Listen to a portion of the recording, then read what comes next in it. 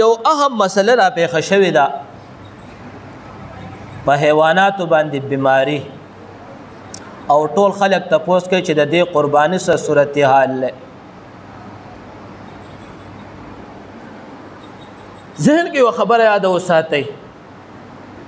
احادیث د نبی صلی الله علیه وسلم ذکر دی په ظاهر باندې یو حیوانات ته حیوان دی او ته ویني چې ناجوړه دی او بیمار دی په ظاهر تا تخکاری ګوډ دی ان شاء الله آینده جمعه په هغه مسایلو کې به ذکر کوم چې په کم کم حیوان قرباني کیږي او په کم کم نه کیږي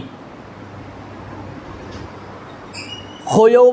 دا ته خلاصه ذکر کوم چې یو حیوان دی او په ظاهر تا تخکاری چې ناجوړه دی او ته بهم آلی نو باغی قربانی نکی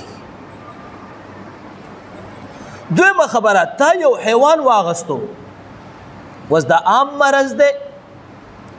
دا مادام اوریدلی چې بالا خلک یې وی مړه کړل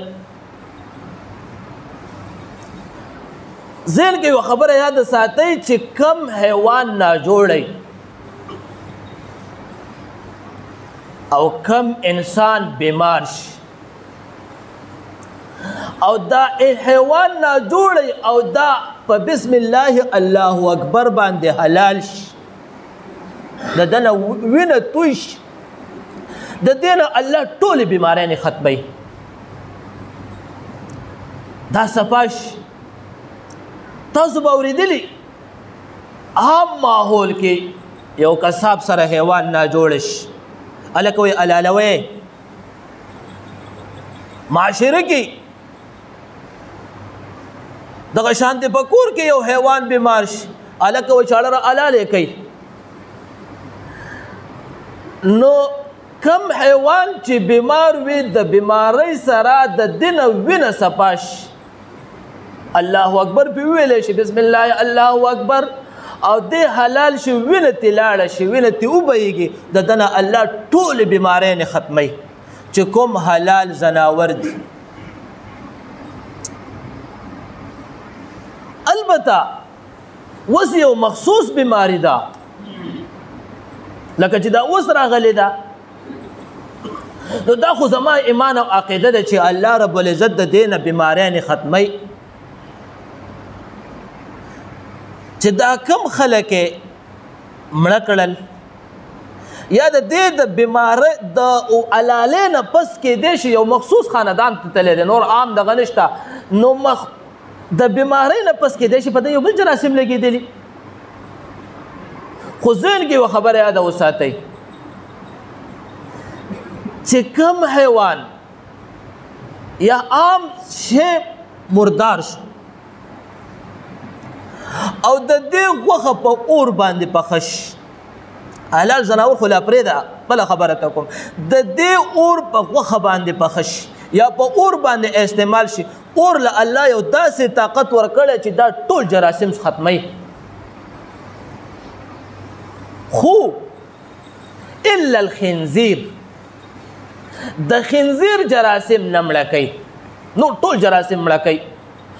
نو علما ذکر کوي چې د خنزیر غوښه په بیماری په صورت هم نشي استعمالولی چې ډاکټر درته ولیکي چې ستا دا علاج دی نو دا به نشي استعمالولی ځکه دې کې هغه جراثیم بقای اور یې نه ختموي دا پکې حکمت عملي ده اور چې څومره دی دا جراثیم ختموي دا غټ غټ ډاکټران او دا کارخانې دا حیوانات ضرري حیوانات چې څومره موږ تاسو ته ښکاري دا ټول حیوانات دا د دې دا جراثیم په دې دوایانو کې استعمالیږي دا په دې اور باندې وسوځئ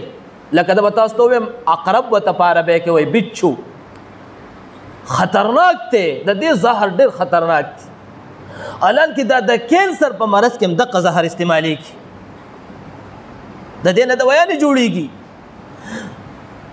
دا چې کله وسوځي نو د دې نه دا جراثیم ختم شي دا زهر ترې وسوځېږي نو اور هر جراثیم سوځي نو لہذا په ظاهر باندې د دې نه پس که تا ته ناجوړه شو تا واغستو کور ته دې راوستو یو حیوان دی او دغه شانتې ناجوړه شو یا چې کوم دی تا ته د بیمارۍ پته نشته دی او اختر د باندې تا حلال کو نو قرباني دې کېږي خو دغه بیمارۍ یو خو مخصوصه بیماري ده یو خو نبي صلی الله علیه وسلم فرمایلی دي چې یار خپې په خپه ګوډ دی ښکري دغه دی لکۍ کټه هغه بېله مسله ده اب انشاءالله که خیر و زندگی وه آینده جمعه که خیر و زندگی و په هغې باندې بحث تاسو ته کوم چې په کم حیوان قرباني کېږي او په کم نه کېږي په هغې کې احادیث مبارکه ذکر دي اب درته ذکر کوم خو دا یو مسله ذهن کې یاد وساتئ چې یو حیوان دی او تاسو پوهیږئ په ظاهره باندې چې دا ناجوړه دی بیمار دی نو الریډي هغه شریعت کې ممنوع دی په هغې قرباني نه کېږي ځان به ترې بچ کړي چې تا واغستو کور دې راوستو د قربانۍ دپاره نو هغه بیا بدله مسله شوه نو الله رب العزت دې موږ تاسو ټولو د اعمال کولو توفیق را نصیب کړي واخر دعوانا ان الحمد لله رب العالمین